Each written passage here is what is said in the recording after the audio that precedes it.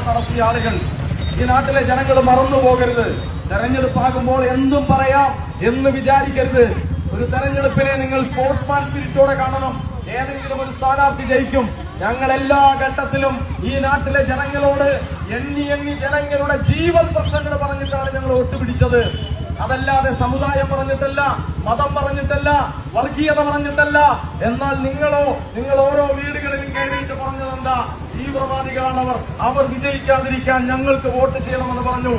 അവസാന ഘട്ടത്തിൽ ഇവിടുത്തെ ക്രൈസ്തവ സഹോദരങ്ങളുടെ വീടുകളിൽ പോയി പറഞ്ഞിട്ട് എന്നെ കേൾക്കുന്ന ഇവിടുത്തെ UDFകാരും ഇവിടുത്തെ LDFകാരും മനസ്സിലാക്കണം, ഈ നാട്ടിലെ ക്രൈസ്തവ സഹോദരങ്ങളുമായി എനിക്കുള്ള ബന്ധം നിങ്ങൾക്കൊരാൾക്കുമില്ല എന്ന് നിങ്ങൾ ആദ്യം തിരിച്ചറിയണം. ഈ നാട്ടിന്റെ ഹൃദയത്തുടിപ്പുകൾ ഏറ്റുവാങ്ങിയ ഈ നാട്ടിലെ സാധാരണക്കാരന്റെ ഞാൻ ഹെഡ് ബൈറ്റ് കാണിച്ച് പൊതുപ്രവർത്തനം നടത്തിയ ആളല്ല. ഈ നാട്ടിലെ ഓരോ ഇടവഴികളും അറിയാവുന്ന ഓരോ മനുഷ്യനുമായി ഹൃദയബന്ധമുള്ള ആളാണ് ഞാൻ. എന്ന് മാത്രമല്ല, ഇവിടെ ഈ പ്രസ്ഥാനങ്ങളുടെ വെല്ലുവിളിച്ചപ്പോൾ അങ്ങേയറ്റം മോശമായ പ്രചാരണങ്ങൾ നടത്തിയപ്പോൾ ഞാൻ പറയുന്നു, ഈ മൈതാനത്തിന്റെ താഴെയുള്ള മനുഷ്യർ, സാധാരണക്കാരായ പട്ടിണിപ്പാവങ്ങൾ, വികസനത്തിന്റെ ഏറ്റവും ആവശ്യമുള്ള മനുഷ്യർ, അവരെ പോയി നിരന്തരം ഭീഷണിപ്പെടുത്തി. SDPIക്ക് വേണ്ടി വെള്ളയടിച്ച മതിലുകൾ എഴുതാൻ കൊടുക്കരുതെന്ന് പറഞ്ഞ് ഭയപ്പെടുത്തി. അതുപോലെ തന്നെ തൊഴിലുറപ്പുകാരോട് പറഞ്ഞു, നിങ്ങളുടെ തൊഴിലുറപ്പ് പരിപാടി ഇന്ന് പിരിച്ചുവിടുമെന്ന് പറഞ്ഞു. കുടുംബശ്രീയുടെ ഭാഗമായ സഹോദരിമാരോട് പറഞ്ഞു, കുടുംബശ്രീയിൽ നിന്ന് നിങ്ങളെ പിരിച്ചുവിടും. അങ്ങനെ എണ്ണിയാൽ ഒടുങ്ങാത്ത ഭീഷണികൾ. അതുപോലെ കഴിഞ്ഞ തെരഞ്ഞെടുപ്പിൽ CPMന് വോട്ട് ചെയ്ത ആളുകളോട് പോലും പോയി പറഞ്ഞു, കഴിഞ്ഞ തെരഞ്ഞെടുപ്പിൽ നീ SDPIക്കല്ലേ വോട്ട് ചെയ്തത് എന്ന് പറഞ്ഞുകൊണ്ട് വോട്ടർമാരെ ഭയപ്പെടുത്തി, ഭീഷണിപ്പെടുത്തി.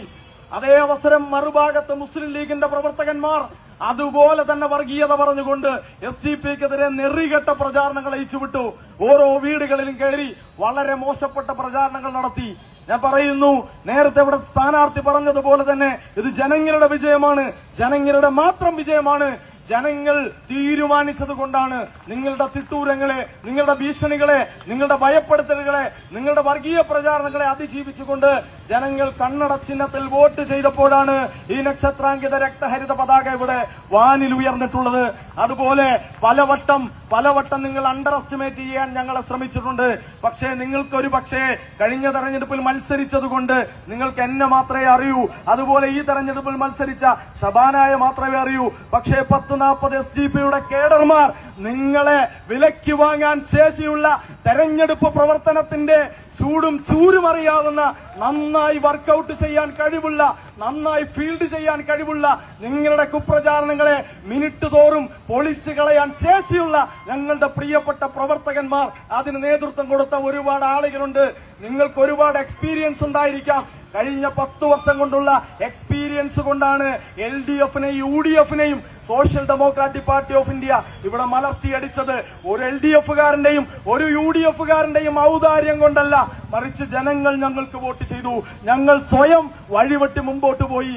അതിന് നേരത്തെ ഇവിടെ സൂചിപ്പിച്ചതുപോലെ ഞങ്ങളുടെ പ്രിയപ്പെട്ട പ്രവർത്തകന്മാർ ഒരു മുതലാളിമാരുടെയും കോഴ വാങ്ങിയിട്ടല്ല, മറിച്ച് ദിവസങ്ങളോളം പട്ടിണി കിടന്നുകൊണ്ട് വീട്ടിലെ ആവശ്യങ്ങൾ മാറ്റിവെച്ചുകൊണ്ട് ഈ പ്രസ്ഥാനത്തിന്റെ അഭിമാനത്തിന് വേണ്ടി പോരാടിയ പ്രിയപ്പെട്ട പ്രവർത്തകരെ അനുസ്മരിച്ചുകൊണ്ട് എന്റെ നാട്ടിലെ നല്ലവരായ ജനാധിപത്യ വിശ്വാസികൾ ഈ തൃക്കോവിൽവട്ടം പഞ്ചായത്തിന്റെ ഹൃദയഭൂമികയിൽ ഈ നക്ഷത്രാങ്കിത രക്തഹരിത പതാക ഉയർത്താൻ ഞങ്ങളെ സഹായിച്ച, ഞങ്ങളെ പിന്തുണച്ച, ഞങ്ങൾക്ക് വോട്ട് ചെയ്ത മുഴുവൻ ജനാധിപത്യ വിശ്വാസികൾക്കും ഒരിക്കൽ കൂടി നന്ദി രേഖപ്പെടുത്തിക്കൊണ്ട് നിർത്തുന്നു. അഭിവാദ്യങ്ങൾ.